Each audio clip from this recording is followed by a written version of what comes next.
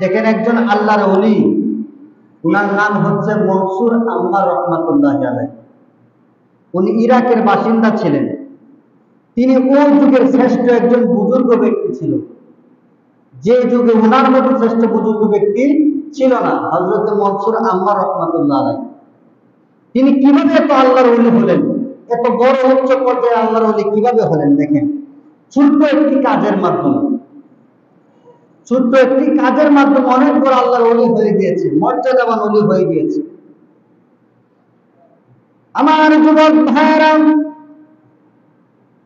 আল্লাহর ওলি হযরত মনসুর আম্মার রহমাতুল্লাহ আলাইহি তিনি ছোট্ট একটি কাজের মাধ্যমে অনেক বড় উচ্চ পর্যায়ের আল্লাহর ওলি হয়েছিলেন। কেমন ছোট কাজ, খুব খেয়াল দিয়ে শুনবেন।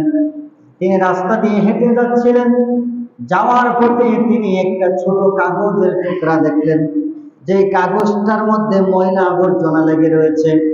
আল্লাহর ওলি মনসুর আম্মার রহমাতুল্লাহ আলাইহি ওই ছোট্ট ময়লাযুক্ত কাগজটিকে তিনি হাতে নিলেন, হাতে নিয়ে পরিষ্কার করে ময়লা আবর্জনা পরিষ্কার করে তিনি খেয়ে ফেললেন। বলেন সুবহানাল্লাহ। ময়লা আবর্জনা পরিষ্কার করে কাগজটিকে তিনি কি করলেন? খেয়ে ফেললেন।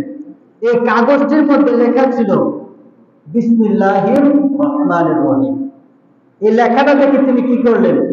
পরিষ্কার করে খেয়ে ফেললেন।